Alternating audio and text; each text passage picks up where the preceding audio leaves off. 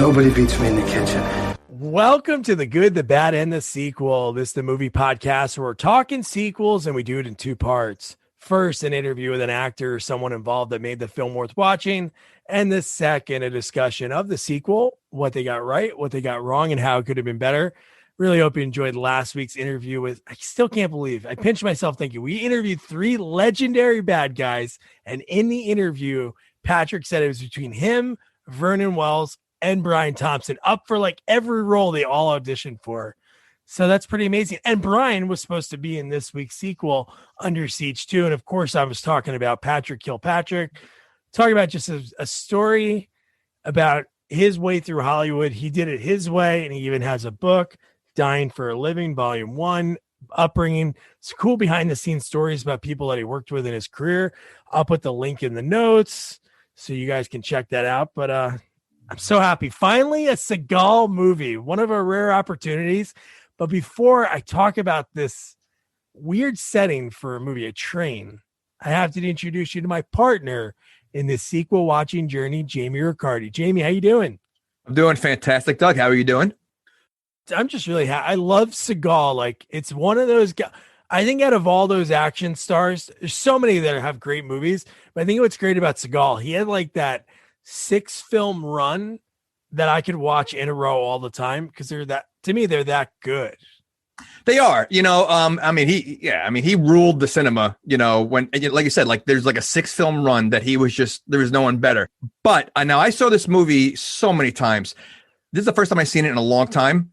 It's not the way I remember. It's really, we'll have to get into it, but it's definitely way different than I remember it to be. Yes, and we brought back the perfect person.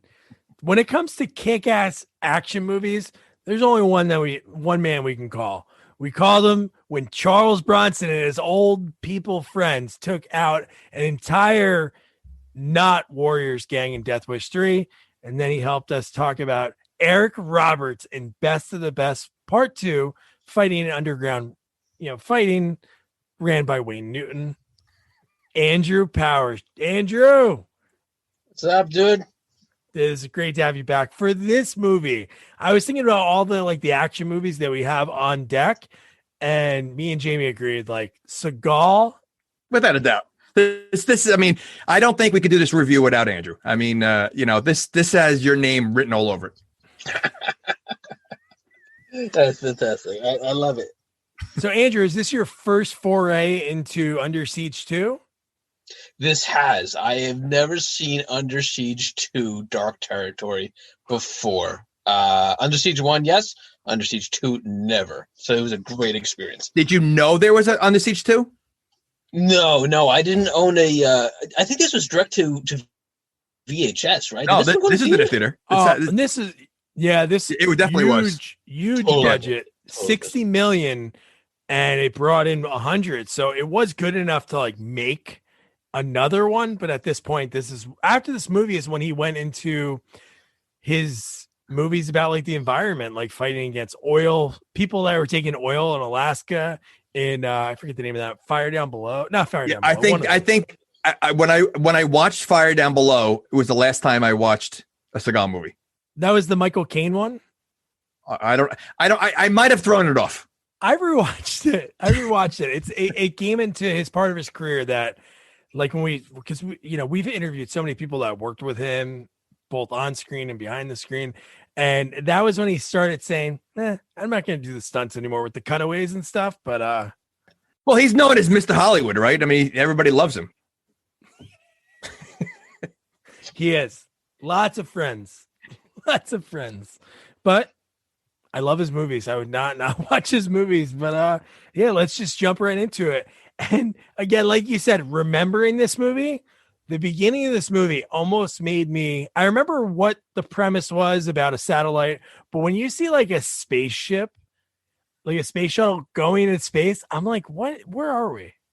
I thought it was in the wrong movie. So did I, because I downloaded it and I'm like, is this the right movie? I mean, I saw his name attached. So I'm like, all right, it's got to be, but like, is this a movie, like a DVD movie that wasn't in a theater? Like, what, am I watching the wrong movie? Because it was a long time, like the space, like it looked so not a Seagal movie. Like it really, like I didn't remember it at all, and like I was very confused. It made me feel very American. I'll tell you that. With the music and the rocket and everything, I just felt very American. You know what? I wrote that down. I'm like, it was very patriotic with the music, and it was very dramatic.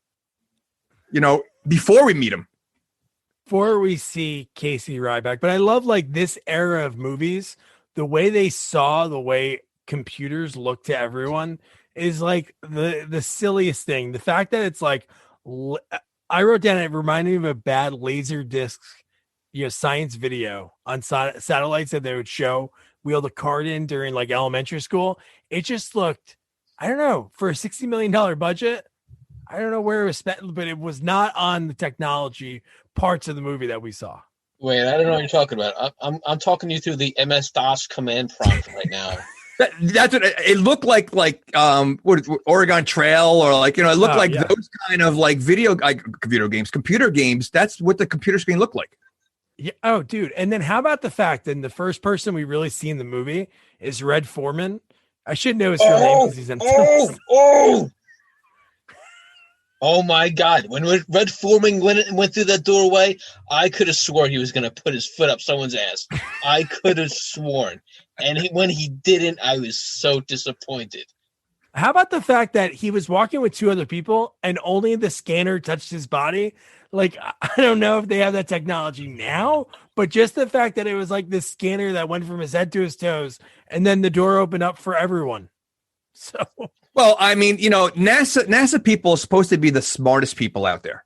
Oh. And this NASA branch, I guess, or this NASA, it's Aflac.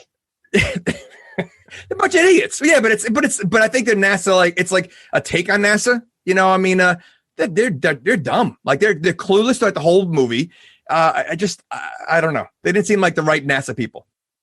It was like the crew in Armageddon. It was like a ragtag bunch they threw together, which the one guy, I don't know his name, but I think what I'm talking about, is the first time we see him test the satellite, he thinks, hey, let's zoom in on maybe a baseball stadium.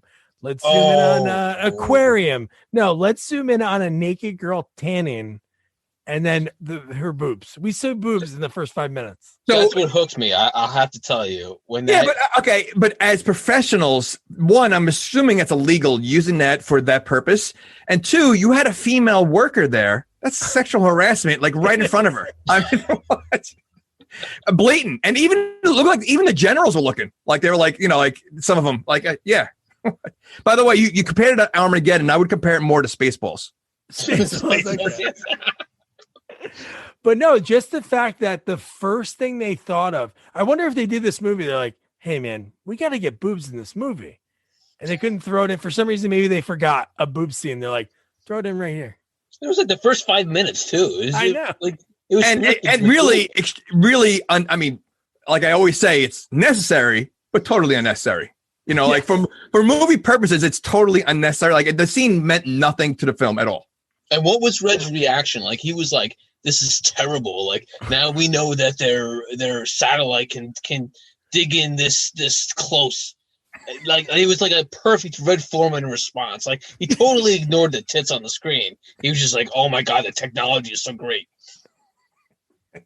And then we have like the two captains who are responsible, and then they kind of talk about the guy that the main villain later just a little bit.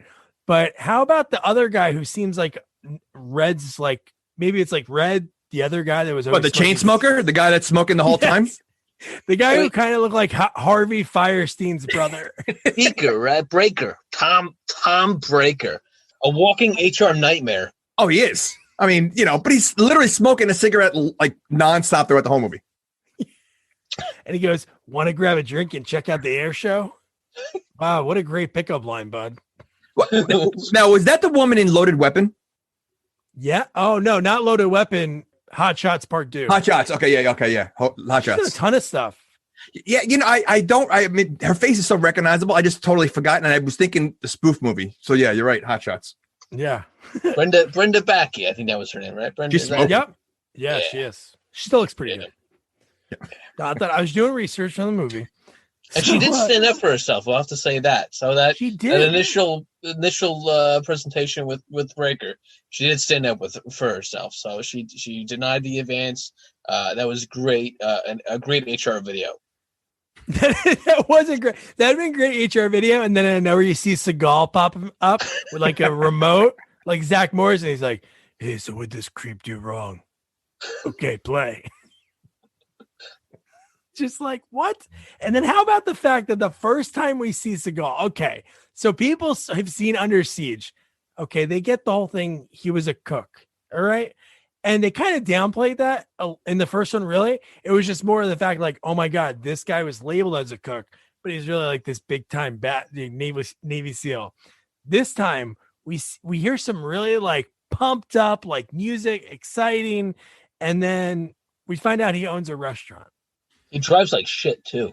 I think really did. That was didn't he have a driver, or was he driving the other guy? Oh, it looked like he had a driver. It looked like he came out of the back seat. Oh, that dude drives like shit because they were like wobbling and weaving all through that alleyway. Could that entrance been any more dramatic though? Like it was almost like he was waiting for an applause when he stepped out of the car. And his buddy, I guess his head chef, looked like Chef Boyardee, if Chef Boyardee was a person.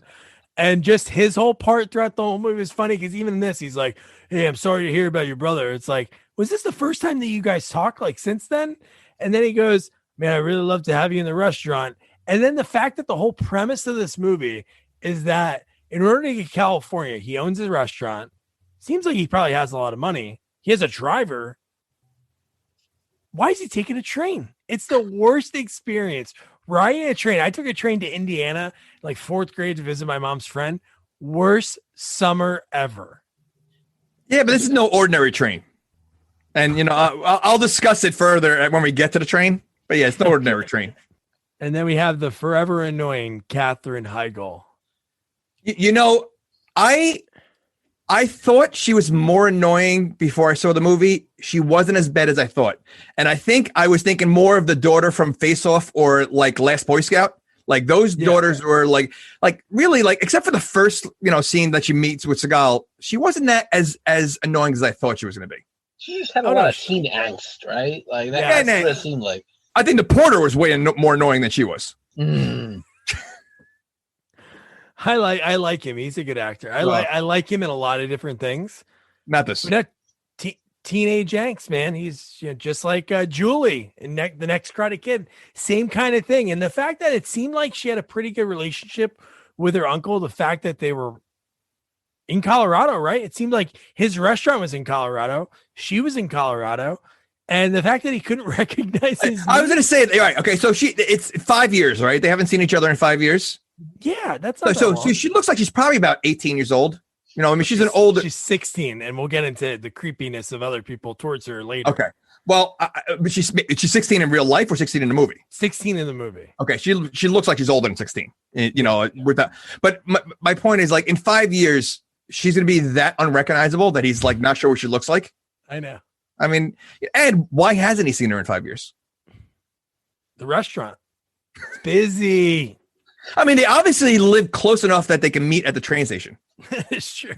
So, It was a little weird though. Like he's walking through the train station, checking all the women, and he's like, I don't know. That was really creepy. Well, he was checking the women because he didn't know. He was looking to see if they were his niece. But he never asked any of them. Like, right? He wasn't like, "Hey, Sarah." Like he just like I guess he figured like if he saw her, he would know who it was. But he didn't ask anybody. Well, I don't think he would, because when she went up to him and said Uncle Ryback or whatever what she said, he almost looked surprised. Like, so I'm not sure he would have recognized her anyway. He should have just stood there and maybe like checked his watch and she would come up. But the fact that, like Andrew said, he was just staring at young girls just without saying anything, no words at all, just looking. Well, let me. I mean, if you're meeting someone, especially you haven't seen in a long time, wouldn't you have a meeting place? Did they just say like, let's meet at the train station? There's like no. I mean, obviously there's gonna be a lot of people there. You haven't seen each other. Like, wouldn't it be like, meet me at the booth, meet me at the restaurant? No, just meet me there, and we'll figure it out from there. That is true. He's not a good planner. Great chef, one of the best chefs, but not a great planner. So then we see a very familiar bad guy. The guy, again, you know, it's crazy when you look at the credits of this movie. If you guys looked at it, how many guys are listed as just mercenaries? And these are like big time bad guys. Oh, no. Who's who of villains in this movie? There's a lot of who's who. Oh, who was it? Wait. It was what's his Peter name? Green, who plays the villain. Peter in the Mask. Green. So we went from the Mask to Pulp Fiction, and then to Mercenary 1. Like really? I call him not Eric Roberts. He kind of looks like Eric Roberts. The poor man's Eric Roberts. Eric Roberts, if you're listening, I'm sorry. Peter Green, if you're listening, I'm sorry. Why? Sorry. Well, why? You call him the poor man Eric Roberts. But why apologize to Eric Roberts? He's the alter ego of Eric Roberts. The evil version of Eric Roberts. Wait, the Diesel version? Diesel, yes. Diesel. You know, this guy that, you know, who was in Pulp Fiction a lot, he has that face that I don't think he could ever play good guy. No. He just has that. He has that creep factor. Again, I apologize if he's listening, but he has a creep factor face. And then we see the two captains from earlier in the movie. They're meeting together. Man, she is smoke show. So how long was this train going before they got involved with each other? Because I feel like the train basically just took off. And we're talking about the one from Hot Shots, right? Yeah. Okay. So the train, I don't think the train was going that long where their like love making day sessions that's gonna be all day long was like in effect. Like they didn't waste any time. Would you waste any time? All right, I guess. I mean, at least like let the train go a little bit. You know, like I feel like it was just like barely leaving the station, and you know, I don't know. Hey, she did make him wait. She made him wait 5 seconds, right? Well, they were doing a quick role play. Yeah, that is true. Train barely leaves the station, and he enters the station. So then we get again. If you really look at out of any movie, like besides like the Expendables that has like a ton of big name villains in it, as well as, you know, the good guys, this movie, you look up and down at the bad guys, it is like unreal. It's really to the point that there are the no name guys that you really don't know at all, but there's so many great bad guys. And like these are bad guys that could be the main villain in any other movie. Hell yeah. It is Mike Pence, right? The the guy with Everett the white McGill. hair? Yeah. I was trying to think of who he looked like. I thought that was Mike Pence. I really thought this was what he did before he ran for president. His name is Marcus Penn in the movie. Oh, that's okay. Close Definitely enough. Mike Pence. But yeah, so you have him as the great villain, People Under the Stairs. He was in Twin Peaks like right around this time. Chariots of Fire. I think he was in Chariots of Fire. Oh yeah. And then so you get them break into the Colorado Air Base, which there's really no one around. It seems like it's a very important place. All right. Yeah, we have to talk about this scene right here. Because this is a military base. That it seemed like way too easy to get in there. And it was only two guys that took on the military base. And they knew the code to get in. They knew the code, and then it's funny when you watch the video. There's no gate. Like when they open the door of the gate, if you look down, the rest of the fence is not there anymore. Oh, that's amazing. I love those mess ups. But it was only two guys that took on a military. How good are these military guys? They're terrible. Why don't any of them have guns? I know. Why do they walk Isn't out? it the National Guard? Does National Guard typically have guns? I don't know. Yeah, but they weren't National Guard, were they? I could have sworn it said like something on the signpost. I could have sworn it said something guard. I think it's like maybe National Base, maybe, but I don't know. Maybe it was a National Guard, but I think they still have guns. It said search and recovery on it. I remember that. It said search and recovery. So I assumed it was National Guard. But like all the way inland, that doesn't make sense. But I will whether National Guard can hold a gun or not. I'd be willing to bet if you're going to a base, you're going to have weapons. Yeah, you know, like you're gonna definitely have guards there. You're gonna have some kind of weapons. You know, again, why have the lock gate? You know, you're gonna have some kind of guards, and it was way too easy for the two guys just to walk in there with nothing. I know. and they just lit those guys up. The two guys walked out. They're like, "Oh, what are you doing here?" Within seconds, they get shut up. Even the guy, when Everett McGill walks in, and the guy's just sitting there, he's like, "Hey, what are you doing here?" He just you're like, what? And then he has to use the machine gun to blow up the radio, I guess, or whatever. Oh, yeah, he just blows up all that. Yeah. Poor radio didn't do a single thing. It wasn't even telegramming anybody. It was Why'd they have to break a perfectly good radio, right? Really? Especially in 1995. That was probably worth like $250,000. That little boombox radio thing. That goes into the budget. That goes $60 million budget. That's why they didn't have any guns. They spent all the money on the radio. They're like, so Steven, we're going to put a fake one. We're just going to draw it, paint it, make it look real. No, I want a real one. But no, it's only going to get blown up. Put a real one in there. Okay. Well, Steven, that means we're going to have to get rid of the fence and just have a gate there and not use any weapons here. That's fine.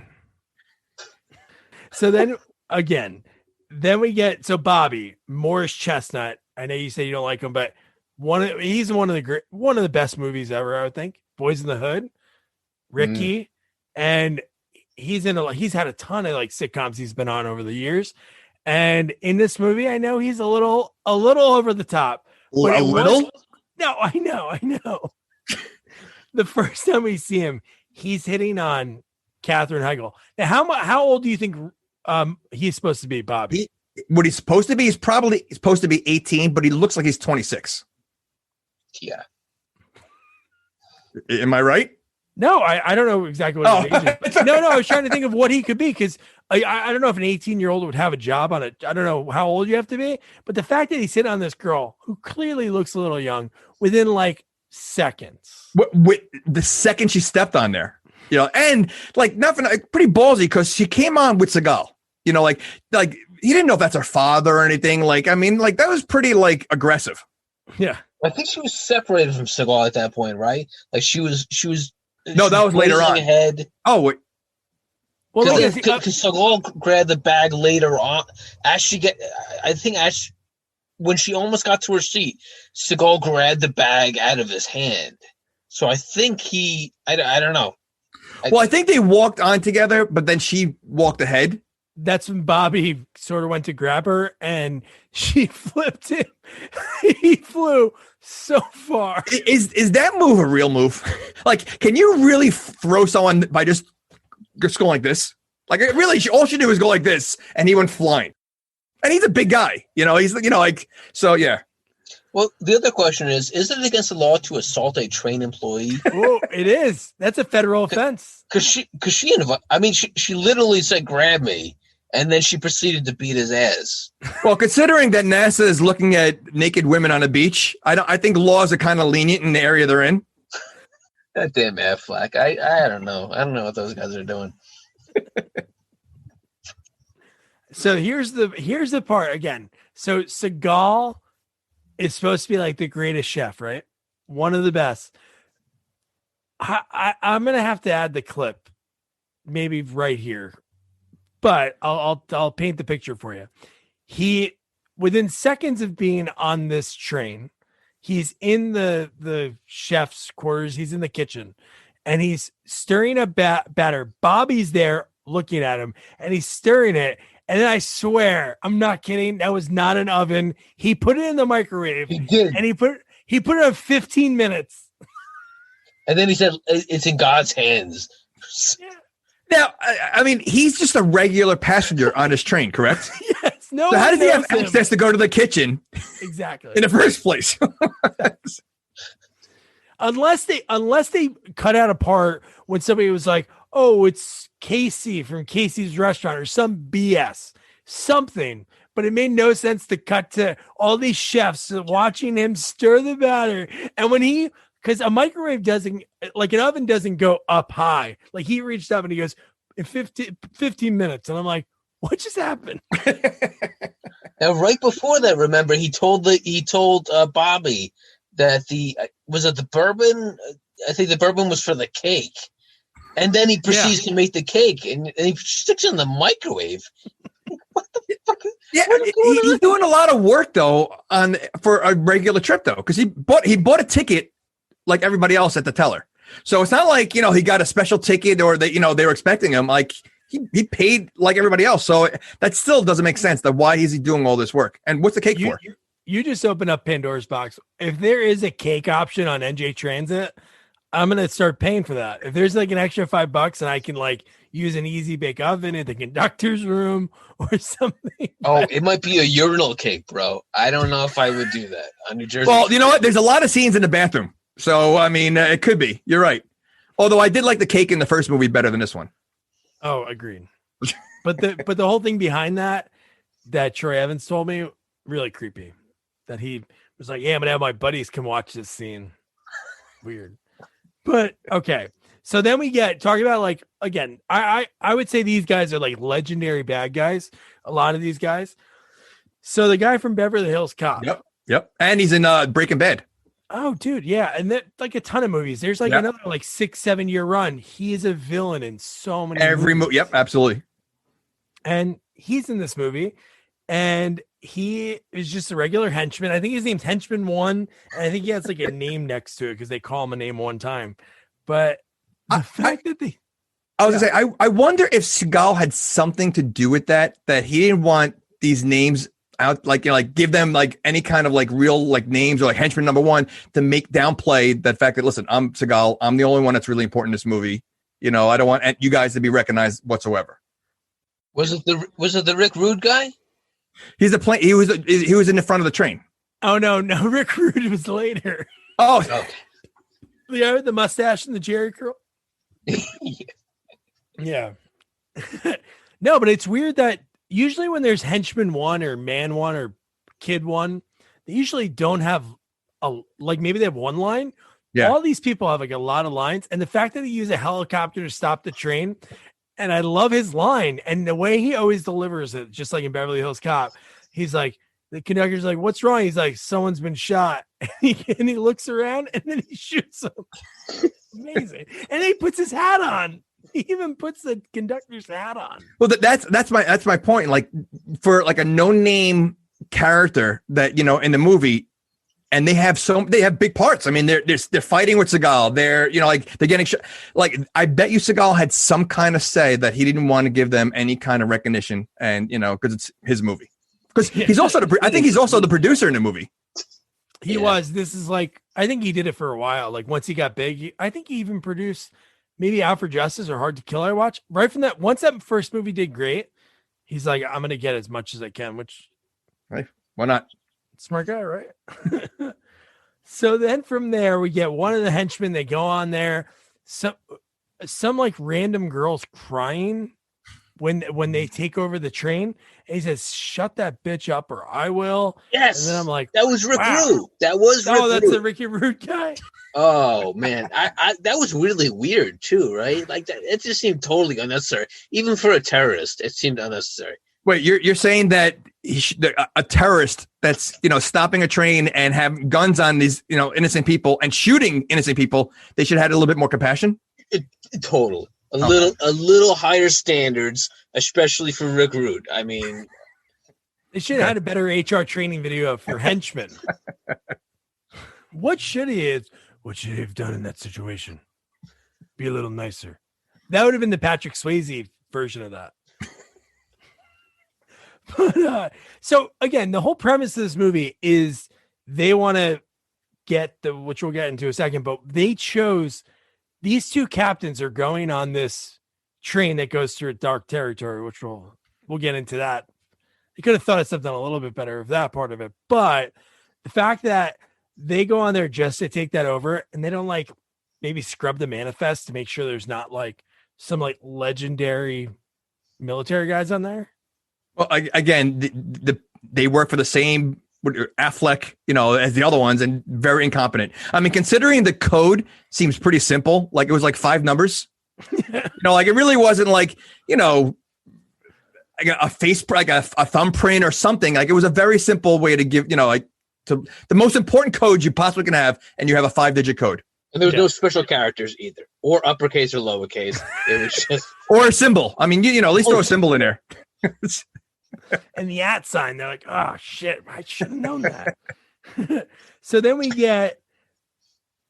see Patrick kill Patrick for the first time, and then we see one bad guy, Seagal, I must say, in this movie, because I think where his stature was in the movie, no matter what was going to do good, he makes pretty much quick kills of a lot of guys. There's a lot of like really quick ones. He was OP throughout the whole movie. He was OP. There's no doubt about it. Well, I do think one of the henchmen deserved a better ending. No, I know. We'll get to that. No, I know that was pretty ridiculous. Yeah. But yeah, so all the chefs, all of them, every single one gets killed.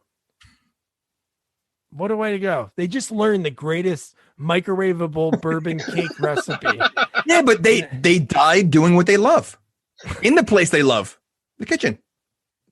But just made no sense that they're like, "Yeah, let's storm this part of it." They shoot them all up, and then Seagal makes quick work of one of the guys.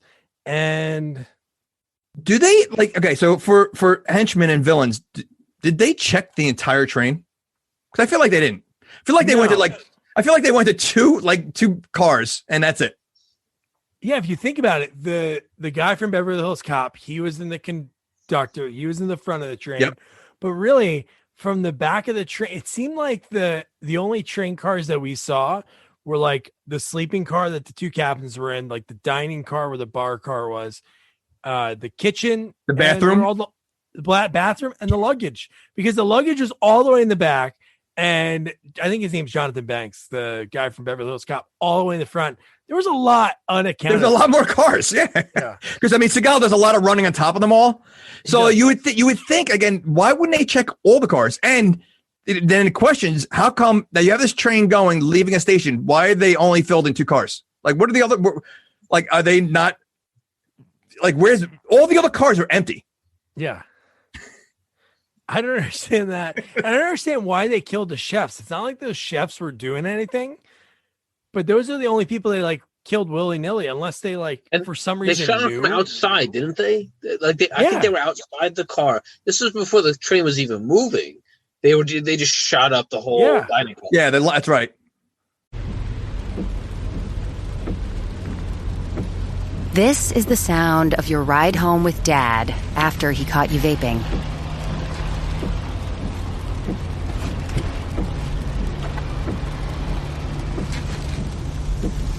Awkward, isn't it? Most vapes contain seriously addictive levels of nicotine and disappointment. Know the real cost of vapes. Brought to you by the FDA.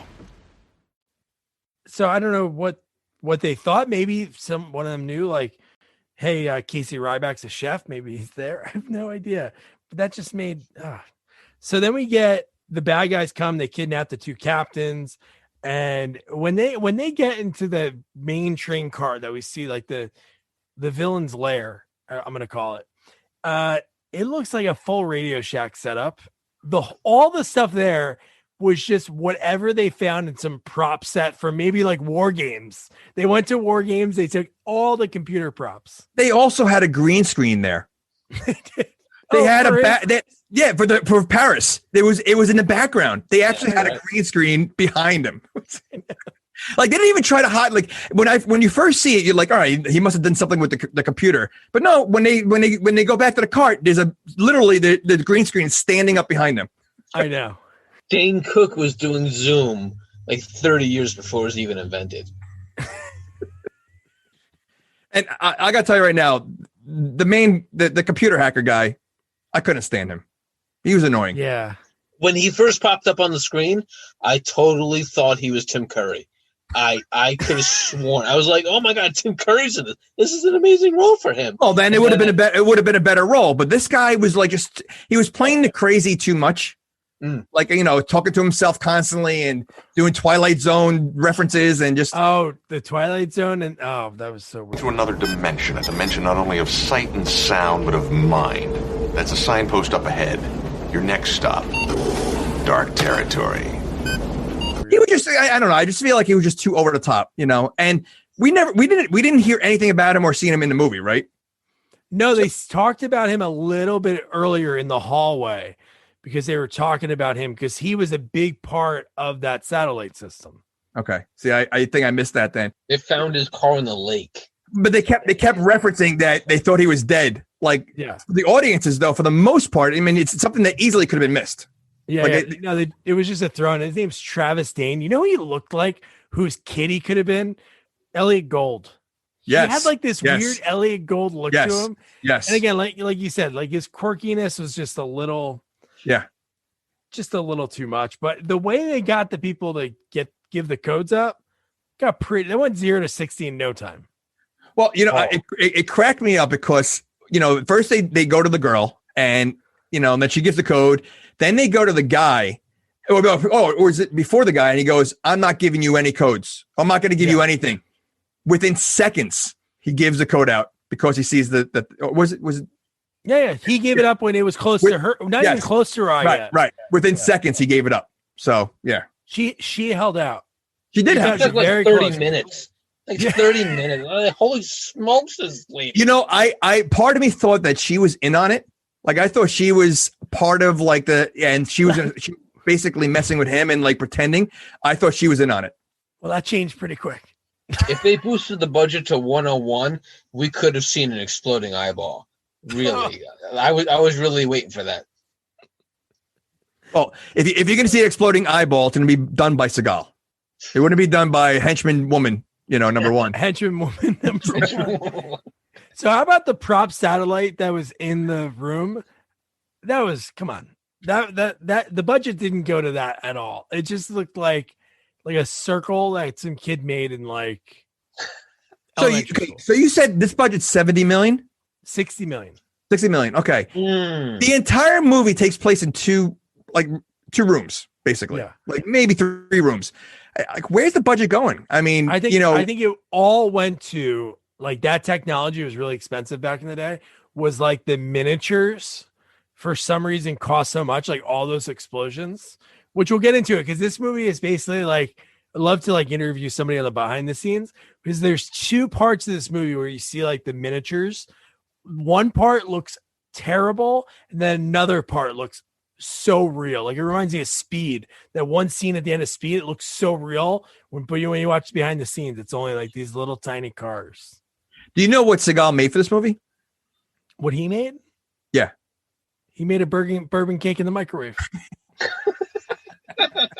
No, I don't know. Probably commanded like 10, 15 million.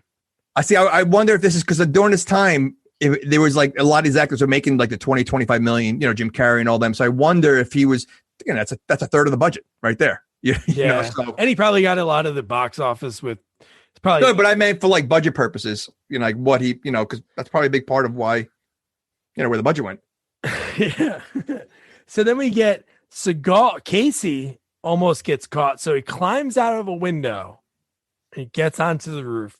And then he's very casually playing peekaboo, looking in the windows. All right. So yes, I these 2 things right here. Number one, I'm assuming, and I could be wrong, that windows on a train do not open.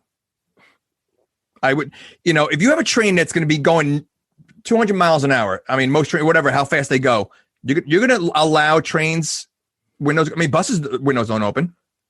I think they only open a little crack to get air, but no, they don't fully. Okay, so it may give that little tilt. Like maybe you can open up a little tilt. There's no way it slides open like that. No. There's no way. I think you would have people trying to climb out or do like go on top of the train. Like I doubt that. But no one noticed his head totally looking in the window. A room filled with people. Now one person noticed. He really it wasn't like he was just going to the side. His entire head was in plain view. It seemed like Sarah may have noticed, but I wasn't quite sure because she never made any. But she didn't because she would. Yeah, no one saw him. That's how good he was. So here's what I kind of like. It was alluding to earlier. Jamie thought, oh, maybe the hot captain was in on it. No, the fact that this part, I was really jaw drop. It almost reminded me of Escape Plan 3 when they slit like the one girl's neck that was like a main character. The fact that in this movie they took the guy, I think they tossed him, then shot him, and then with her just threw her out, and she landed in shallow water. See, this is all part of what Andrew was saying before. No compassion. I mean, they gave the codes up. I mean, listen, if they're going to kill him, they easily could have just shot him. No, let's throw them out there and let them crack their heads open on rocks on the way down. No compassion. These are not compassionate terrorists. And she missed the rocks too. Like I really thought. So when they first introduced her in the movie, I thought she was really going to be a bigger part of this. Correct. She's going to be like the female heroine. And she got thrown out, and then she hit the water. She avoided the rocks. I'm like, all right, she's still alive. You're going to see her later on in the movie. Yeah, she's gonna come back. She's gonna do something. Yep. Under Siege 3, it opens up and it's just her hand crawling out of the water. Boom. Maybe end credit scene. I didn't watch the end of the credits. You never know. Could have been just her like popping her hand out. But one thing I must say about this movie, like horror movies make you go like, oh, like something gross. This movie, there was a lot of times I was like, ooh, like the way people fell off. And you didn't like that sound effect? That wasn't good. No. Stick with your Seagal. The way people were getting tossed and like thrown off the train. There was a few of them. I was like, damn, that looks real. One looked really bad, which I have the photo behind me. Well, there's definitely also, I mean, for Seagal at least, I noticed quite a few stunt doubles that you could clearly see was not Seagal.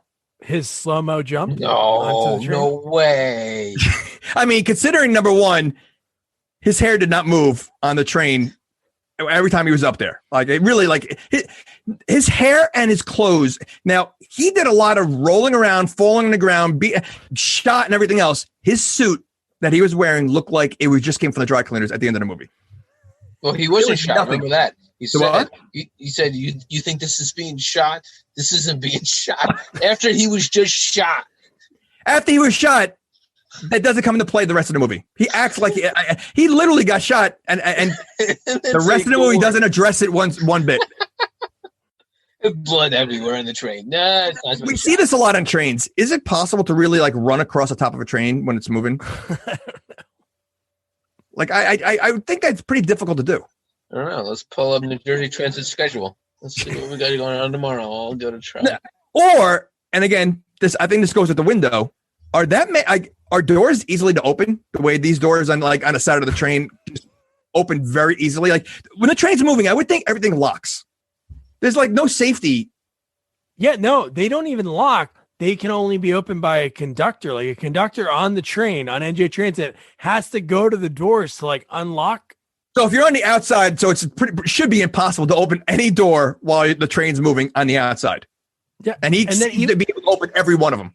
Yeah, even you got to think the easiest one to get into, like the caboose, because there's like a little deck back there. No, he easily when he finds out that they locked all the windows, because the one guy goes, "Hey, make sure all the windows are locked." Somebody why would somebody think that? Hey, I think one of these guys got out and they climbed the top of the train. Because who would do that? But he somehow gets in through all the luggage and finds. He does. And is there always a secret door in the bathroom? Oh, I don't know. Because he found one. Holy shit, that was intense. So the whole premise of this movie is like Travis Dane, who put together the satellite that they zoomed in on the boobs. That's just like a little part of what it can do. It actually can have the ability to lock into missiles around the globe. So he has investors in China, and he's trying to show it off. So what was the first target that he wanted to shoot at? China. That's what it was. He fucking blew up a chemical weapons plant in China. Yeah. A short 10-second, scene of fire and brimstone, and then nothing. Yeah, they really no remorse.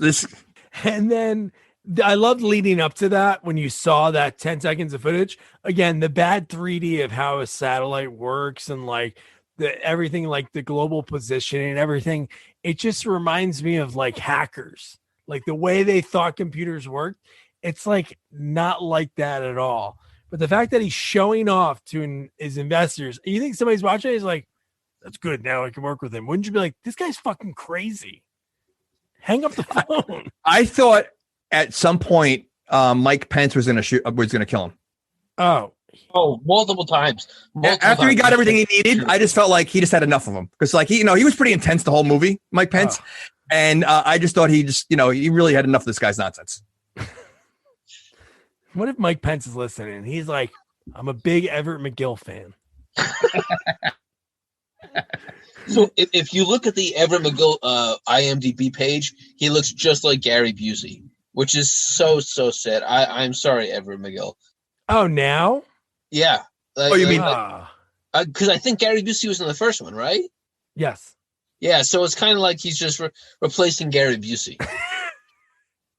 Well, I think Seagal, I thought I read something, and I got to double check, but they wanted Gary Busey I think Seagal wanted Gary Busey to be in this movie, or someone wanted him to be in this movie, but they forgot that he died, and he still got paid or something and not be in the movie. I read that somewhere, and I gotta find out where I read that. But yeah. He would wear his dress again. So then Seagal in this movie, he's like Felix the cat when he just has like, what is that Apple he has? What kind of device is that? It's like an iPad before Pilot or something, right? Yes. Yeah. And it was weird what was on there, which it was like recipes and then his book that he's writing. And then he faxed a message from his Palm Pilot to the restaurant. To the chef. Like, but you would think though, if he's going to leave that out, and he's trying to, he wouldn't have his name anywhere on there, and he had it was like what, Ryback's recipes or something like that, or like it was Ryback's Tactics, which is going to be the name of his book. No, I understand, but like he left it there. It was part of his tracking. Like, so you would think like, because that's the only way they found out that he was on the train. So like as good as he is, I don't think he would leave his name out there. To figure it out. Put a blanket over it, a sheet, a friggin' plant, something in front of it. Plain sight right there. Yeah. Or he could have like had a longer wire. It was a very short wire that plugged into the phone. It was just so. But I know you didn't like Bobby's character, but he did do a pretty funny Seagal. Like when he was mocking Seagal, when Seagal would leave, when Seagal was like, "So you hold it going like this, you hold it going like this," and then as soon as he left, Bobby's like mocking him. I thought that was pretty funny. Well, I thought it was funny when Seagal goes, like I guess the guy wasn't paying attention, and Seagal goes, "Don't make me raise my voice." I've seen about 8 Seagal movies. I don't think he's ever raised his voice once in any of them. He's always very calm. Very. No matter what. Same monotone voice. That's it. So then we get a rich guy that wants Travis, another like investor. They go, hey, he wants you to blow up his ex-wife's plane. And then he's like, what for what? And he's like, for $100 million. What's happening? Like when they think that something like the fact that again he could do that and he does do it and it blows up the plane. Like what's the point of this? I know obviously $100 million, but I don't know. I just didn't understand the capabilities of what this whole thing was. I thought it was just, hey, the satellite can grab these missiles and fire them. Now it can just like cause earthquakes in the ground. It can blow up whatever it wants, anywhere it wants. Well, how about the fact that Affleck, NASA, when they lost power, I guess, like they called it a glitch. Oh, we got a little glitch going, Yeah. This is NASA. Like you don't get a glitch. Yeah. Oh no, I forgot. So what Ryback was calling the name of his restaurant, Mile High Cafe. That's what it said on the screen. It said Mile High Cafe, and then underneath that. So then Seagal takes out a one-eyed Freddie Mercury. Is that Rick Rude? That was Rick. Oh yeah, I was debating between Rick Rude and Freddie Mercury. I really didn't want to put down Freddie Mercury, so I went with Rick Rude. But yeah, that's the same guy with the weird yeah. Oh yeah, he had a glass eye, right? I think he had a glass eye. And he gets killed with his own knife. Seagal takes him out with his own knife. Well, he's the same guy that called the little girl a bitch. So fuck him. I could care less. See, that's what happens when you don't follow the HR rules. Seagal's gonna take you out. Now, wouldn't it have been cool if he stabbed him in the eye and his fake eye comes out? Oh, that is pretty funny. And that would have saved on the budget.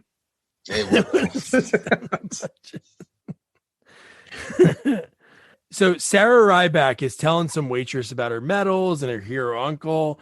Who was that waitress? Because she looked almost like an older version of Katherine Heigl. Oh, yeah, but she looked like someone else too. Oh, she was in a bunch of stuff. She was in Tomcat. Yeah. She plays like a nurse in that movie. I think she hooked up with like Jake Busey in that movie. But no, she's in a ton of things. You look at her IMDb, like the same type of role. You think she was the woman that was on the beach? I hope so. Imagine that. No. I think that girl is Asian. No. Stunt boobs. What? Andrew minored in boob ethnicity. Asian boobs. Oh, that's amazing. And then again, it is cool because it does pay off like some of his showdowns later in the movie.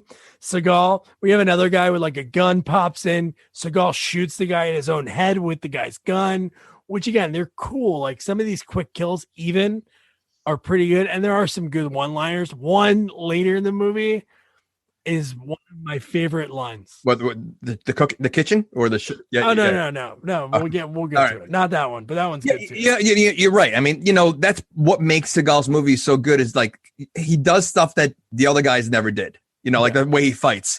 I just have like a problem with some of his nimble stuff of being dragged under a train or jumping between cars because he's not built for that. So, it's like, there had to be a running scene at some point, which we do get in this movie. He jogs a lot. He does jog a lot, though. No, but I mean, like, he has that famous run that everybody makes fun of. And I'm like, okay, he's on the train. So we're not going to see it in this movie, but no, we see it. We do. And it's it's a lot longer than I thought. I'm like, how far is he running? But so I talked about how some of those, like maybe like cringe, maybe, I guess.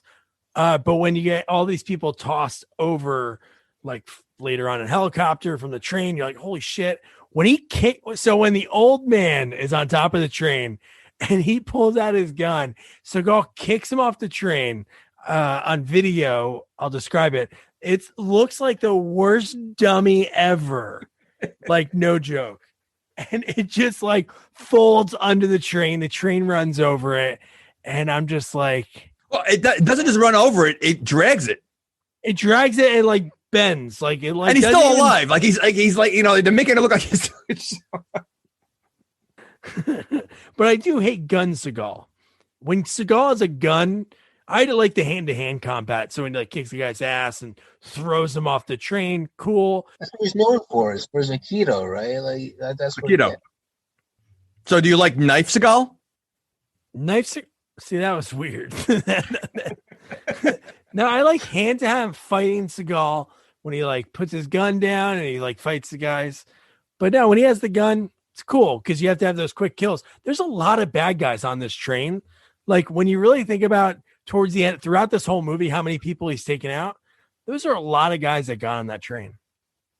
Well, they don't like there was more than you thought because they only show like the 5 main ones, but there were a bunch other ones, that were lingering around. That begs a question. Like, how do you find this many bad guys? Elliot Gould, whatever his name is. He goes, I thought you were $1 million guys, we're going to do a better job than this or something like that. But this is 1995. Like, how do you put out an ad for this many bad guys to hijack a train? Terrorists Weekly. Blow up Washington. Like, I don't know how you do that. Like, because I don't know if these guys were loyal to Mike Pence or to Dane. Like, It was really weird. Well, I always question if you're one of those guys, how do you trust anybody? Like knowing that you easily, especially when money's involved, that you're not gonna, die at any point. Like, like you're all like, just how do you trust anybody?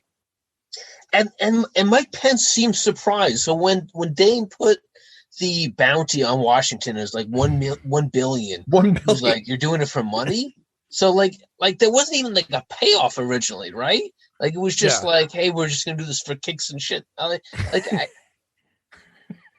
No, there was something with him, and then throughout there's like little lines. Like I think he was ex-military.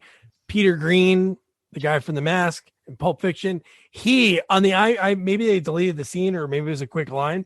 It says that he actually knew Ryback. Ryback taught him, or like was like his leader, and then Kilpatrick said that he's the best. Yeah, he was like, "Whoa, Casey Ryback." Well, Elliot Gould is he's doing this for revenge. You know, they fired him, right? They got so I mean that was his, I guess, the motivation he told Mike Pence. Yeah, and then like you were talking about how big this train was before, when her name's probably female mercenary one. She gets the sniper rifle. She's in like the back of the train, and she snipes Seagal from how far away on a moving train. And you see how big that train is, and how far. She's that good. She's that good. She nails him though. Like she really does. Like we discussed this. He wasn't shot. Yeah. No, he clearly wasn't. So cool. Just a flesh wound. So then, like we talked about, this is the next scene is when they find out, when they're looking at it, they find his Apple device and they figure out Ryback. They're all gushing over him, and what's his name has no idea who he is. Elliot Gould's like, who? What? He like is so confused. All the other guys like, oh my god, he's the best. That'd be pretty nerve wracking if you hired guys and they're like gushing over a guy. Would they like when they see him? Be like, oh my god, dude, can I have your autograph? Can you sign that happened in some action movie that like it was John Wick, I think. It was like one of the John Wicks, I think the last one. The one guy goes, I heard so much about you. I'm sorry, I'm gonna have to kill you, but I mean, like, this is an honor or something like that. That's like awesome. That really happened in the movie. So yeah. Oh, I just watched Nobody, and it was like the same idea. Like they heard his name and they were like, oh shit, I'm out. That's Better Call Saul, right? The guy. Yeah, Bob Odenkirk. Yeah. You know, here's another question I have that you see that in a lot of movies. Now, Seagal's wearing a sports coat the entire movie. He's doing a lot in that coat. When I go to a wedding, I can't wait to take that coat off because I can barely move in it. You know, I mean, and I take the coat off, you know, like, how do they do all this? Like, knowing that you're going to be doing all this jumping, running, going on the trains, why not take it off? Like, why do you got to leave the coat on? He had time. He could have easily took it off real quick. Like, don't you think you'd move better? I mean, like, you know, I don't know how, like, and it happens in all the movies. They always wear like a sports coat. Like James Bond is always dressed nice. Like when you wear like sweatpants and a t-shirt, you want to be like as nimble as possible. That'd be funny. Pizza stains, hole in the shirt. That'd be great to see Seagal. Running shoes. That'd be perfect for Under Siege 3. He's retired in sweatpants. Maybe he's playing like at a golf course, and then boom. Well, as big as he is now, I could see a tracksuit. A tracksuit. Weekend at Bernie's tracksuit.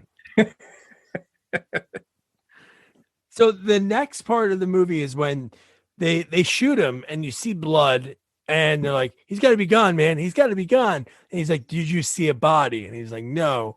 And he's like, without confirmation, we have to keep searching the train for him. And then, like you said, how's he hanging? Dude, could you imagine that hanging underneath and the bouncing? And dude, God forbid if there's one thing on the track sticking up, you're donezo. Well, again, wearing a sports coat, it's hanging on the ground. So you know it's gonna snag on something. No, it doesn't. And it looks perfect. And it's not okay. He's under a train over rocks and dirt. You would think he'd get up all like dirty and, you know, like dust all over him. Nothing.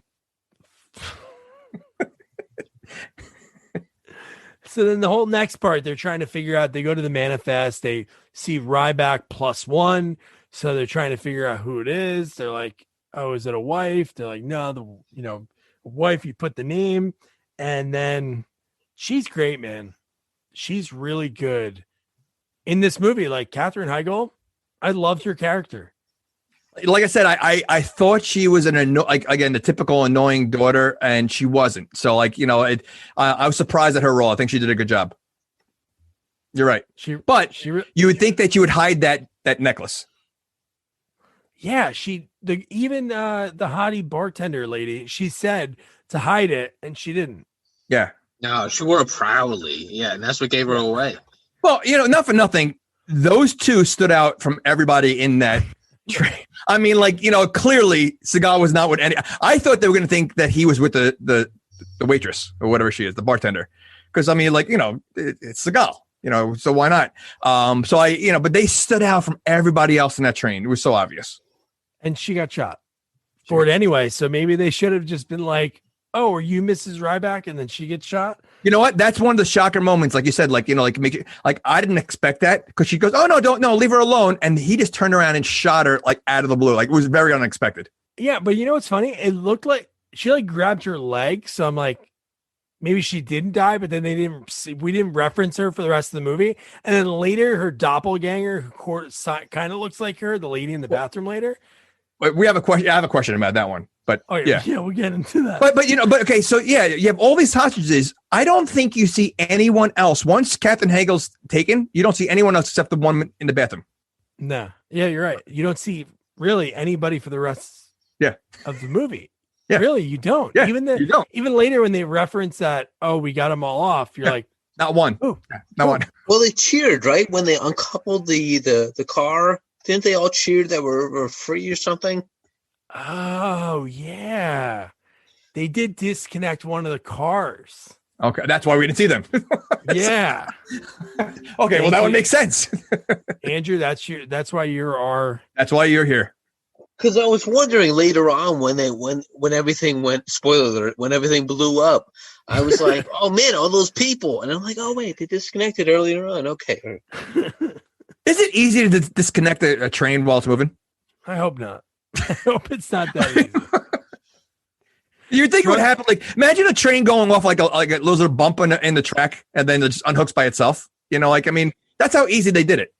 It definitely seemed that way. It seemed like there should have been 3 or 4 or 5 things you have to disconnect. It seemed like it was a little button. And you need a special tool, I mean, yeah. I don't know. My son runs Lionel trains all the time, and those fuckers always uncouple. So, I mean, if they're anything like the real thing, yeah, I totally believe it. So then I love Bobby and Ryback when they throughout the movie, they always meet back up. Ryback goes, kills 3 or 4 guys, comes back to meet Bobby. And then Bobby goes, what are you doing now? Ryback says, me? Oh, I'm making a bomb. And he's grabbing everything from behind the bar. What did he start with? Coconut cream? Was it coconut oil? Yes. And the fact that you're thinking that this is going to be something for later. Now, cut to, he walks up to a guy, throws it, and the pager reads, you're fucked. Where did he get those wires from? Because he was at the bar or kitchen, and I can understand the coconut oil, but he had those little red and blue wires that he hooked up to it. Where'd that come from? Sports coat. Okay, that's why he's wearing. That's why he's wearing it. Didn't he have that little fanny pack that he has gun and all his other stuff in? Yeah. That's where he had the Apple, the Palm Pilot. Yeah. He does find wires. We have to say this. So he does find wires all the time. When he needed to connect the Palm Pilot to the internet, and then later on when he had to steal the car, he finds wires easily. Oh well, the car. We'll talk about that in a few. That is unbelievable. So this guy lights on fire from the bomb. Oh, it's fantastic. Yes, it was pretty cool. Good old fire, and then the other guy. We get the classic Seagal breaking the hand back, which I love. Even though you know that it's a fake arm, but it looks so cool. Yep. That's classic Seagal. Out of all of his moves, that's it. The bending of the arm or breaking the leg in half, it's the best. I thought it was real. Okay.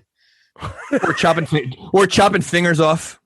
Yeah. Wait, no. Okay. Oh. Too far. That was pretty wild, dude. It's crazy. This guy, he really, except for the one part, I think he goes on the ground near the end. He barely gets touched. Now, these are the best of the best villains that they're hiring, and they don't even come close to Casey Ryback. No one really. They can't even touch him. No, the girl.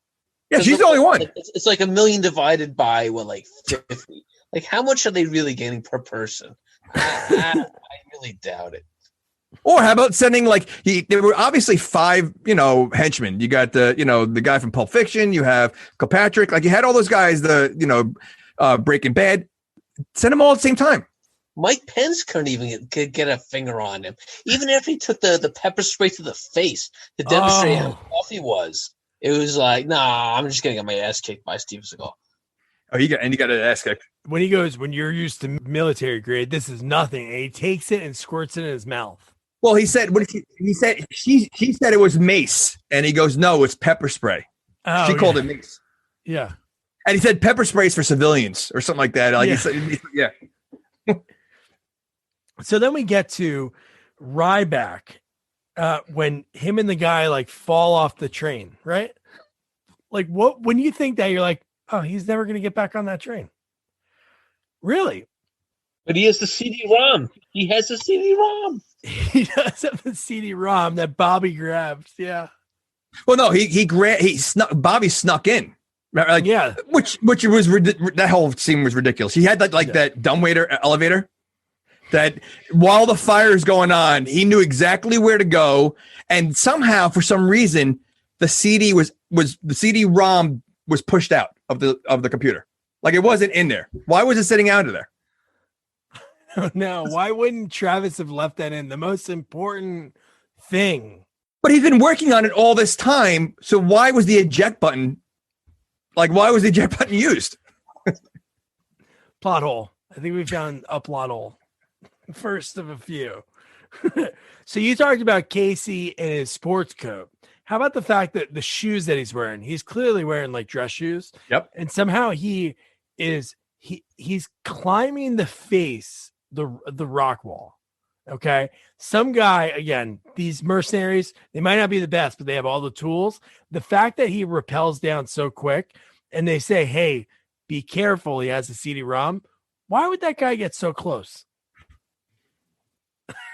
Well, I mean, Seagal's barely holding on to a ledge with his fingertips. That's first of all. But you made a good point. He's wearing dress shoes. Again, and I want to go back to running on top of a train. Now, it's made of metal. He would be sliding all over the place. Oh, yeah.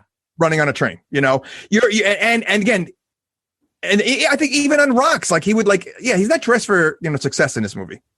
He's not dressed. Well, he's dressed for success, but just not for running on a train. Yes. Well, yes. Why would that guy get so close to him? And again, how is Seagal able to do anything when he's barely holding on to with his fingertips, yet he's able to take on that guy? And how bad is that guy? Again, this is one of your paid henchmen that you're paying millions of dollars to, and this guy can't handle a guy who's hanging on a rock ledge. Easily takes him out, and then he's able to. He basically just gives Seagal an escape. Seagal was dead in the water. Seagal has great grip strength in this scene. Yes. Because a few times he has to hold on to the ledge, even when he's going up. Yeah. Kilpatrick has a line because he wants to.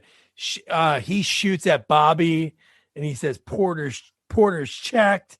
And then again, like I said, the train at this point was stopped for a few seconds. You know what? I did like the Bobby scene coming up. As much as he was annoying. Is his name Bobby the Porter? Yeah. With the gun. He goes, well, he had two lines coming up, but he said something like, "What's in your pocket?" He goes, "Your ass." And he turns around and shot the guy. Oh, yeah. That's good. No, I'm telling you, there's some parts of this movie that I enjoyed his lines and just his. I think so many times we see these movies, it's usually Seagal by himself for the most part. Yeah, but I guess they needed a little comic relief. I mean, same thing with Die Hard. You had the limo driver. You always have to. I guess when it's such a serious movie, you just a little. I just feel like his comic relief was almost too much. He definitely played the role way overboard. But he definitely had some cool scenes. Oh yeah, dude. No, there was definitely some cool parts. And then this is when the train leaves, and again he's so far away. And then this is Andrew kind of mentioned it before with the wires. The fact that he runs up to an abandoned truck, he opens the hood. That's the first thing he thinks of. And he sees 2 wires just get disconnected. And everything else is so perfect and clean. Was there anything else nearby besides a truck? I don't know. I mean, that just happened to be there just like that. And if it was abandoned like that, I'm assuming there's no way that truck is starting. Exactly. It probably has not ran in years. He touches 2 wires, turns it, boom. Well, I don't know about you guys, but that's what I do to my truck all the time. I disconnect it from the battery, and I just jump, hot wire it to get it started.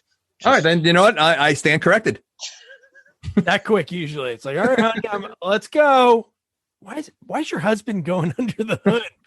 I don't know. You watch Under Siege too. I feel like Steven Seagal. This is how I start my car. Kelly, get in the car. As I'm wearing my black sports coat. No oil stains, nothing on that jacket from reaching. Nothing. Okay. So this is one thing I want to mention. Out of all the Seagal movies, he never has a character flaw, right? Is there? Well, that's who he is in real life. Is there ever a movie that he has anything? Nothing. He's the best at everything. Yeah. And I bet you something. I bet you in his contract he says I'm not wearing a dirty suit. So I bet you, because there's no way. Again, the whole movie, his suit is in one piece, like ripped, a sleeve ripped off, like something, like he's dragged under a train. Nothing. So I bet you, because he has to look good on camera, that he was like, you know what? No, I'm not gonna wear any dusty thing, and I bet you.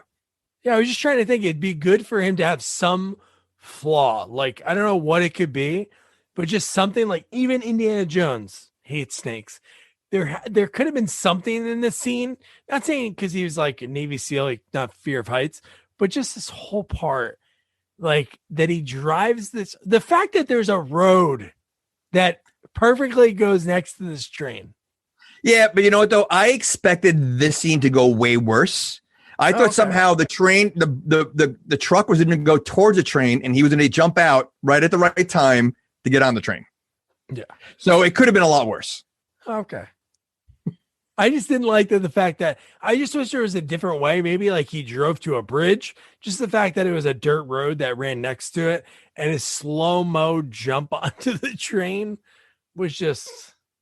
Now you mentioned a flaw. What flaw do you like in your eyes? What flaw can Seagal have? I don't know, because his characters are always so perfect. So I don't know. Like in this role, when he's a Navy SEAL, what's he going to be? I don't know. Like I don't even have a guess, because he would never have anything like that. He would have damage to himself. If it was a snake, he would grab a snake by its neck. He talk to it probably. His snake would be his buddy or something. Earlier in the movie, he did say after Katherine Heigl's teen angst, he's like, "I'm not trained for this." So that would be the one fault, that he's not trained to be a father, a pubescent teenage girl. Well, then he's like Miyagi in that aspect. Exactly. No, but it just something like even Bruce Willis, Die Hard, he steps on the glass. And his, like, for the rest of the movie, he's kind of hurt. He gets shot in this movie. He didn't get shot. I don't think in any movie has he ever gotten beaten up. Like, he's never looked bloody. Never. Like, there's not even close. Even Mike Pence, the great Mike Pence. Oh, he was a finger on him. Yeah, no. He did get knocked down with Pence for like in the bathroom, I think, or somewhere.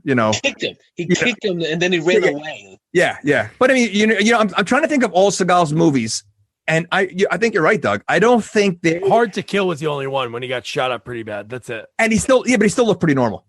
Exactly. I think his beard. I think the beard is the only thing that really changed about. Like that's it. But really, you're right. I don't think he ever gets beat up. He never loses. Remember the TV show when he was a deputy? Remember that? He was a cop in like Alaska, right? Or I wonder if he ever got roughed up in that one. Well, I think a lot of these karate guys, like what's the guy that was in Kill Bill? What's his name? The main guy, Bill. He's the famous kung fu guy on TV. Oh, you know what I'm talking about? Yeah, what the heck's his name? He has a name that sounds like another actor's name too. You know. So he was in a movie with Chuck Norris, you know, and I forget the name of the movie. It might have been Lone Wolf McQuade or something like that. And like they had an end fight scene. Now you got these two guys that are known for their karate, and Chuck Norris, in the contract, that guy from Kung Fu would not allow Chuck Norris to beat him in karate. Chuck Norris had to shoot him to kill him. Yep. So he was so like, you know, like again, the pompous and like so it's probably the same thing with Seagal. Like he can, in his contracts, there's no way I'm gonna get beat up. I'm the best, and you know, yeah. Well, yeah, that's probably why he was never in a movie with any of those guys, because he was big with all those guys. You know, like I wonder, like Van Damme or something like that. He's like, no, I'm not sharing screen time. So then, my favorite part when Chef Boyardee when he calls the government, because I guess Casey like put the number on there, and the fact that he goes, hey, you have a message from, it's like, who sent this message, sir? Casey Ryback. Casey Ryback? Casey Ryback's on that train? And then you think, as a kid, I remember that scene, everybody erupting, like excited, but I was like kind of disappointed because the next line was like, well, Casey Ryback, you can do something in the next 18 minutes, but we have to get an airstrike ready. I'm like, holy shit. 18. This movie has more than 18 minutes left. It does. I think there was like 28 minutes left. I think that's when I stopped. When I was like falling asleep, I'm like, holy crap. Like what's happening? But that's what we get. And then we get Katherine Heigl was such a badass when she had like that one-on-one interaction and she like digged her nail into Mike Pence's face. Yeah, but there was no blood. Like it almost looked like she was. It almost looked like she was pushing on his cheek. Yeah, like I thought she was doing like what the Italian like the faccia brute or something like. I thought she was doing something like that. You know what faccia brute means? No, good. Ugly face. Oh, no, definitely not Mike Pence stuff. It must have been a faccia belle. And again, she's 16, and he goes, "Ooh, man, that was good." Well, in his defense, he doesn't know how old she is. And she does look older. And she has the Navy Cross, so you should figure she's at least, of the age to enlist.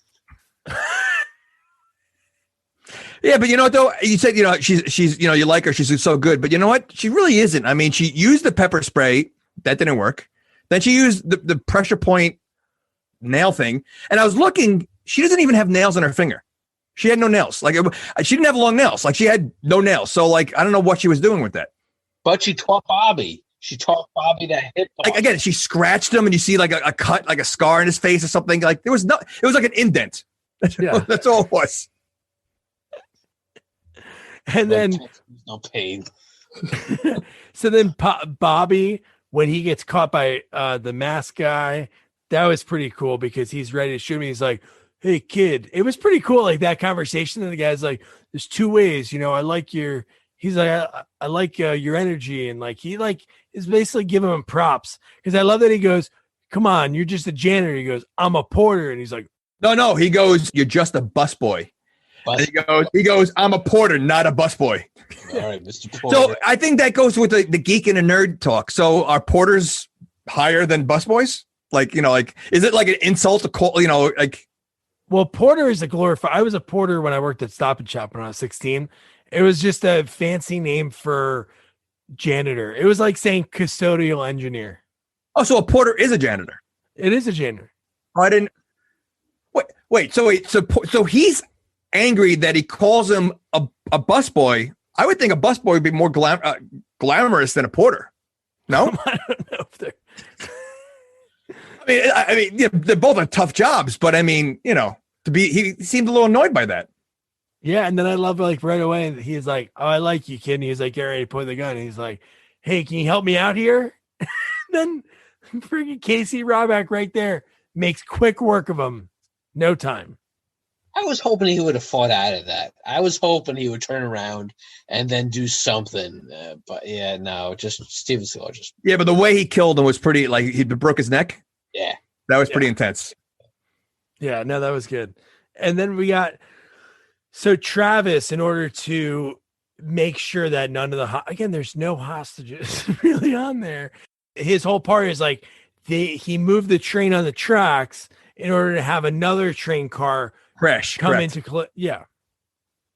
I was going to say back to the Seagal and Bobby, where did they get the maps from? Because they seem to have a map of everything that's going on. You know, dark territory. They have a map that's clearly labeled dark territory. Does it say dark territory on the map? Like, it does. No, I know. I'm saying like on that real map. Like, how do they come up with this movie? They're like, okay, in order to do this, we have to have a part that there's no service. That's just made. Why would they have a map in the first place? The only place I would assume the map would be at the front, you know, where the conductor. They were never anywhere near the conductor. They were always in the luggage place. So how did they have this detailed map of everything that's going on? Yeah. And then Bobby has ridden it. He's worked there long enough that he knew that usually they go through the ghost town, and this time they were on the opposite tracks. Now, what was on the other train? Was that just a conductor hauling? Just like not. It wasn't like a passenger train because they said they had 6 locomotives on it, right? Like it was like a big, huge train, 600,000 gallons of gasoline. Yeah, but then you got to assume there's a bunch of workers on there or something. Yeah, like they're not talking about any of those people that died on there. Fuck yeah.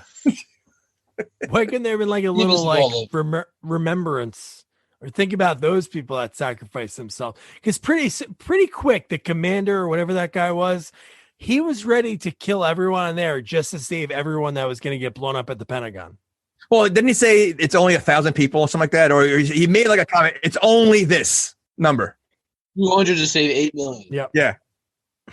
I was like, really? I'm like, I don't know, man. I get it. I get the number part of it, but you know, listen, I think in if you want to talk about reality, I mean, you know, it's like anything else. I mean, it's, you know, do you save one person to, you know, to sacrifice to, you know, whatever. I mean, you see it all the time. Yeah, it's a tough call. But I mean, but then again, if his wife, if a family member's on there, you know, your views are a little different. Yeah, it's okay if it's not, if it doesn't, you know, belong to your family. Yeah. So how about the stealth bombers? Like within seconds, they have like these stealth bombers, like getting ready to just take it out. They're ready like to take these people out. And the fact that Travis's technology, his satellite, is able to see exactly where they are, and we'll get in a second. There's like a ridiculous. Just thought of this. So he created a way to fax a message to the chef. Why couldn't he just call? I mean, if he had the Wi-Fi or whatever to get the message across, it was a phone, right? Or was it a pager? Well, it was just like a Palm Pilot, so it was like a mini computer. So I guess you couldn't call on those back then, which kind of. Nowadays it doesn't make sense with the technology that we have, but back then it was probably like it was like 30. It took like 30 seconds or even longer because they had to leave it. Yes, that's how long it was taking. Yeah. Then 20 words. Amazing. So best part of the movie: Seagal and Bobby take this like secret door to get into the woman's where this woman is in the bathroom. Why is she putting on lipstick? She was in the bathroom putting on lipstick. Like, first of all, was she a hostage? Like who was she? Like, it was such a random thing to have this woman in there putting on lipstick. Like, it made absolutely no sense for her to be in there. Maybe she was so vain. She was like, if I'm going to die, I'm going out making my ex know that my dead body has red lipstick on when they pull me through the rubble. I don't know. That made no sense. But the fact that the bad guy is ready to like shoot her for 1 second. And she's like, I broke my bra. And then Seagal, who's a pretty big guy, somehow is behind her little frame. And dude, his line after he knocks the guy out. I broke my bra.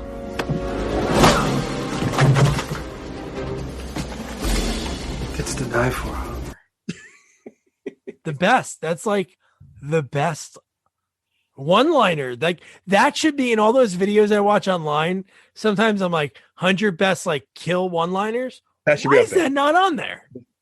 You know, I forgot how he got in there. Did he take the secret entrance into the bathroom? Is that how he got there? Him and Bobby both did. Yeah. Totally. So- Bobby. Isn't there something wrong with that? That there's a secret entrance to get into a bathroom where the woman was? Like, what if she was peeing? Add it to the HR video. Like, I think that would have been funnier. Like it made no sense that she's putting on lipstick, but have her peeing and then they creep in there. Peeing. How about if it was like, they're like, is anybody in here? Or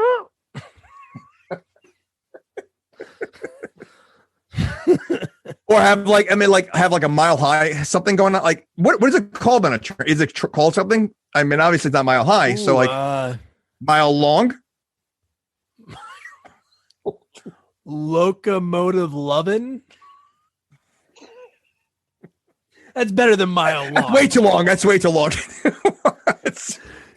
Doing the old LL. So then we have Ryback and Bobby are just, again, these are mercenaries. Bobby learned how to hold a gun 20 minutes ago, and him and Casey are taking out everyone.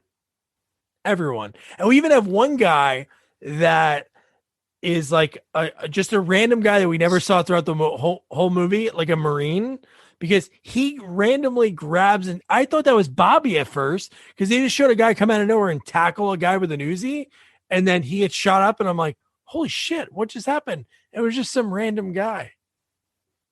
So that was like the only passengers that were like left at that point. They were all in like one car. I don't know.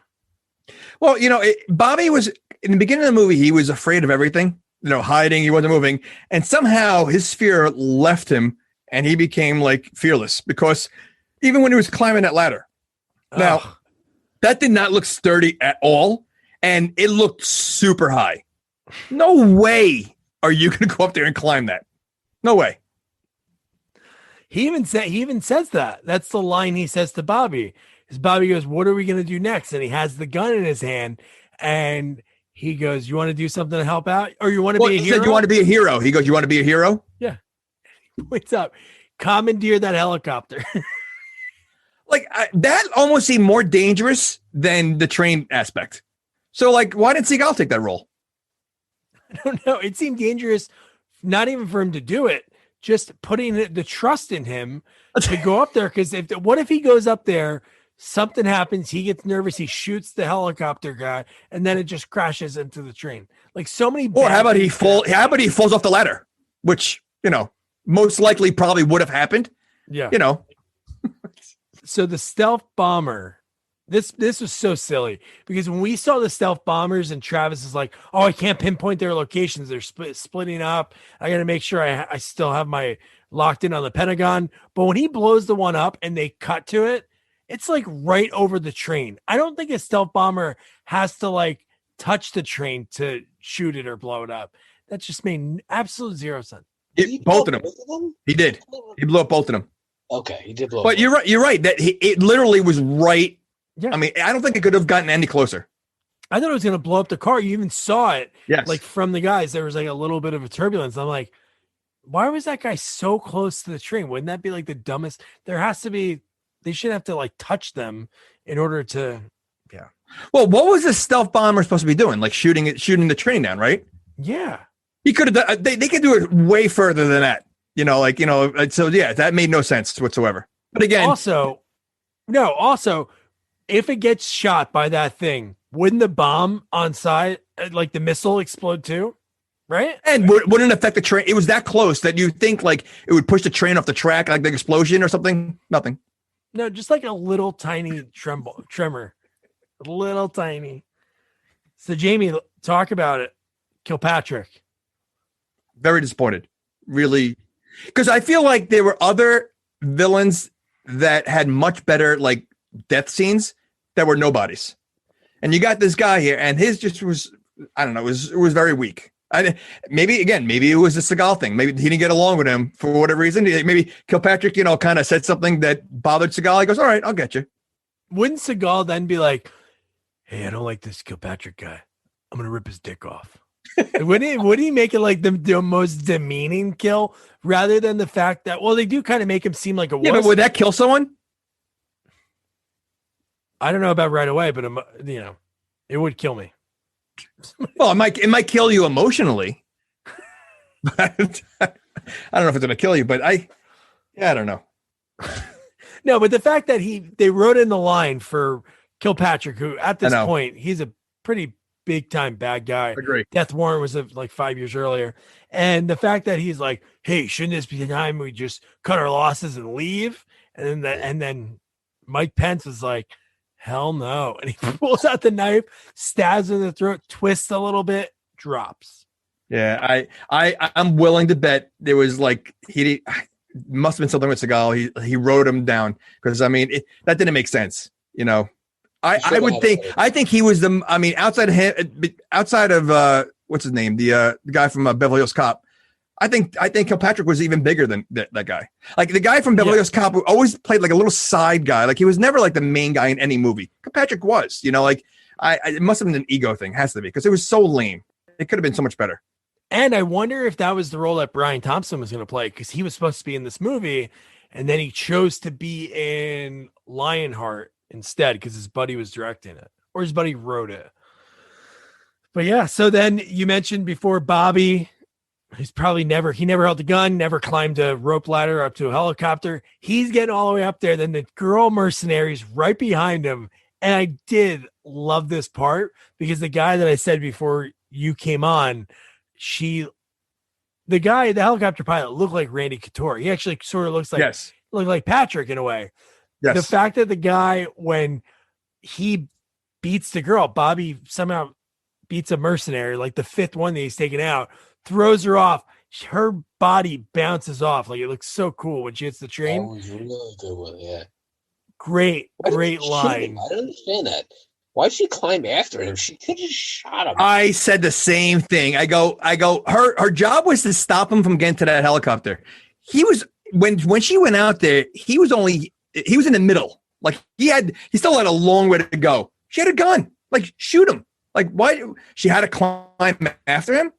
Well, if she missed and shot the helicopter guy, it lands into the train. You never know.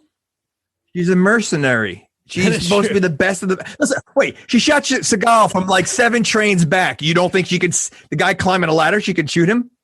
She's good with the sniper. She's not the best with the handgun. That's good. But how great was Bobby? You got to give him props when the guy's like, yeah, you made quick work of him. And he's like, oh, you made quick work of him. Oh. I love you that. Like that part? That was awesome. Oh, I hated it. I hated that part. I love it. He just Morris did a cool Chestnut. thing, and then he's going to do that? Oh. Loved it. Morris Chestnut, if you're listening, huge fan. That was awesome. So then, again, Ryback at this moment, he has to get to his niece. That's what's on his mind. I have to get to her. How about when he kills the one guy and it is the longest sleeper hold ever? It is like so long to the point that I'm like, it can't be any longer, right? No, it was. It kept going and going. I'm like, wouldn't he like be making quick work like he was earlier in the movie with guys? It just seems so long for a guy that it wasn't even a guy that we knew. Right. He had a better death and interaction with Seagal than Kirkpatrick. That to me, that I would have preferred him, go to sleep hold. Plus, he had a knife, Seagal. Why didn't he just stab him as he held him in his neck? Like, why waste your energy on a sleeper hold? Exactly. It made no sense. So again, early in the movie, you're talking about the ragtag bunch. You compared them to who was your NASA group? Oh, Spaceballs. So how about this commander who I forgot what he said to the guy earlier in the movie, like that guy that zoomed in on the boobs made like a really off-color joke. And the commander was like, hey, how about you not talk anymore or something like that earlier. So then at this point, it's like, it's the final moments. And he goes, well, son, which one? Because he said one and the guy goes, well, there's 8 other possibilities. Like, well, pick one. And I'm like, holy shit. What a shitty thing for a guy that's like a higher up to do. Give it to this freaking guy to choose between gamma, beta, all of these. It was just like, what? Pick one. Yeah, I know. And then the last second, he's like, and he's like, which one, son? He's like, Kappa. It was the wrong one. Yeah, and that's what it was. Yeah. And then so he could blame that guy, fire his ass. Well, the poor guy was under pressure. You didn't give him a lot of time to think about it. That is true. He thought, I'm going to work to zoom in on boobs. I'm finding tits on this, and that's still the most. Well, and you know what's funny with that? Again, back to the woman that was on the beach. There was no one else on that beach. She was the only one that was out there, and he found her. And he found her. Like, you have an empty beach with no one else, and he somehow found an empty beach with a woman who's topless. Super creepy. This guy's pretty good. He should have been hired by the villains. He should have been. He would have been perfect. So then this is where you see Mike Pence is a pretty evil guy, because even just before this, he basically told Travis he wanted to kill him. Like, he basically said, I'm going to kill you. He had no interest in the money or the plan. But when he puts a metal wire noose around Sarah's neck and then pulls a grenade, hands it to her and says, hold that tight, sweetheart. Wow. That's badass. It was really for like Seagal villains in the final scenes, because sometimes in the movies there's like cheap, like no fights or anything. Like Sadler, he didn't really even fight. It really wasn't anything. But in this one, yeah, but I feel like, okay, so if I'm a villain at this point, what's the point of, like, I would have, not that I'm a villain, not that I condone this, but I would think that he would kill her and then go after Seagal. Like, this is like, you know, like, because like leaving her what's the point at that point? Like, I think he would just want to like dig into Seagal even more. Like, you know, like, I feel like, I don't know. Yeah, because he used her to lure him. Right. And right. And then once he got him, I just piss Seagal off even more, and just like, and not to mention that might distract him a little bit. Like, he might be just because he's not paying attention now, that he might have an advantage. Yeah. Or you could have made him just super pissed if you were like shot her, and then he would have been like super. Well, he does get kind of crazy in this scene, but we get the fact that he goes, put your gun down. And then when they get into the other train car, they both pull out knives. And I laughed for a second when they did basically like sword fight for like a second back and forth. I'm like, okay, this needs to just start punching each other. That's what we need to do. How do you sword fight with like two short knives? I mean, he did rip his jacket. He sliced his jacket. Pence didn't like that. Pence even checked it. He was like, hey, my leather jacket. Again, but same thing. We're wearing the sports coat. He's wearing a leather jacket. Like, you know, you're about to get in it. Like, you know, you're about to, you know, get hand to hand. Wouldn't you want to be as comfortable as possible? Exactly. Like, I would feel like wearing things on your arm like a jacket is going to be restrictive. Yeah, you get some dexterity. I guess maybe a little slice of the knife, you can get out of it. The leather can take something from it. Maybe it's a super sports coat. Maybe there's like metal fibers in there. Apparently he's got a lot of wires in there. But I mean, but you know what? You're hand-to-hand combat. Can you just grab the jacket, pull it over the head like a hockey thing, and like, you know, like, again, it can be used against you. That is true. Go shirtless. Yeah, go shirtless. Arnold would have. So then they start fighting in the kitchen. And for a few seconds, I really thought it was going to be more of like a little back and forth. But no, he did like a 15-hit combo. It was all Seagal, all time.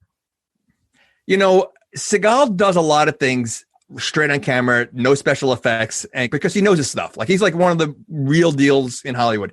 But this scene, I feel like there was a lot added to it. You know, to me, it kind of took a little away from the Seagal magic. Yeah, no, I was just hoping for, again, we know he doesn't get harmed, nothing like that. But I was just hoping for, I don't know, just a little bit like back and forth, which I know isn't his bag. But even when the guy grabbed like the butcher knife, maybe like Seagal gets pinned down. Just like, again, a cut in the face or something. Like, I think every Stallone, Arnold, Van Damme, they all get like beat up at some point, like kind of cut. Something. I'm telling you, I don't think Seagal has ever gotten cut. Yeah, Cobra. He's getting his ass kicked. Yep, 100%. No. Yeah. And especially since they've built up Mike Pence as this badass, and he doesn't get anything. It's just super weird. Like you really, he wasn't as good as his demeanor was the whole movie.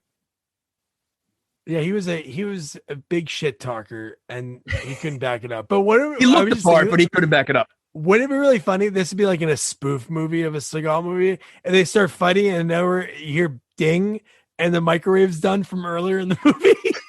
There's a cake. There's a cake just waiting there. Oh, you like a Pink Panther thing? They're like, all right, hold on, we got to take the cake out. and they each have a slice. They do it, and then they tap the Where napkins, were we? And then and then they go, where were we? Exactly. But I do like his line. Nobody beats me in the kitchen. For you're talking about the main tough guy, the villain, and that's the line. Ugh. Yeah. Ugh. Well, if you're making that sound, how about the end of the movie that you have Travis, who's a pretty smart guy, right? He has to know how computers work and the fact that the computer has to be connected and working. The fact that he says there's no way to he goes, there's no way to stop you. He goes, there's no way to stop me.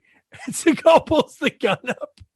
I mean, this is a computer that destroyed how many people in China when they blew it up? It destroyed 2 stealth bombers, but all you got to do is basically destroy the laptop and it doesn't work anymore.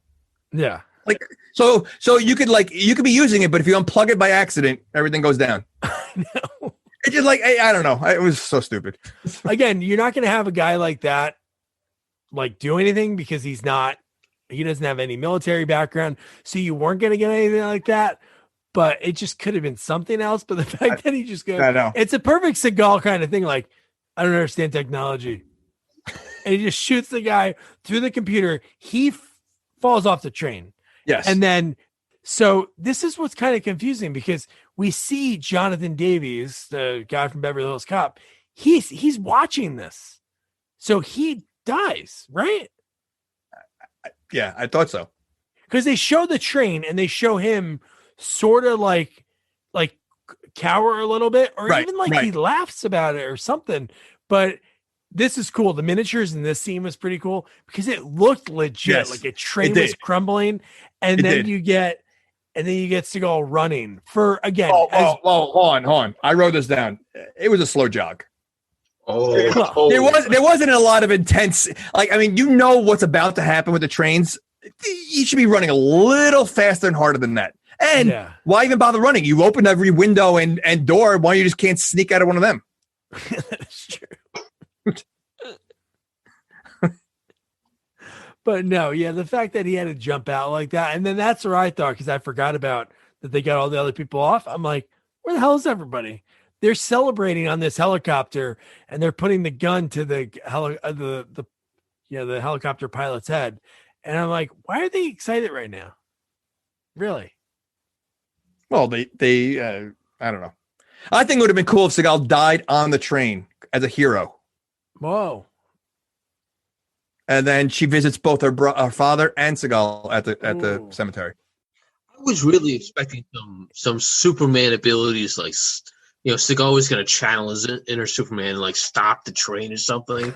I was really expecting something like that. I don't know why. It just seemed you thought he was going to physically hold the train back? Yeah, I know. The Rock did that in that skyscraper movie. He held the bridge up by himself. Did he really? Oh man. The bridge is collapsing and he's holding it. Oh my God. But anyway, so then we kind of Andrew mentioned it. We were talking about it a little bit before, but we didn't spoil it. So Travis, spoil it. Well, I guess spoiler alert. I don't know. But it's like any horror movie, the bad guy, he wasn't dead. But how did he get there? If he got shot off the train, how did he get shot off the train? Get shot in the chest. Not even if he didn't even if he just got tossed off the train, how did he get that far back that quick? And he doesn't look like a guy that's in shape to handle that. But I'm glad he did though, because how he eventually leaves the train, I do like. I did like that. That was cool. He's holding on. That was really cool.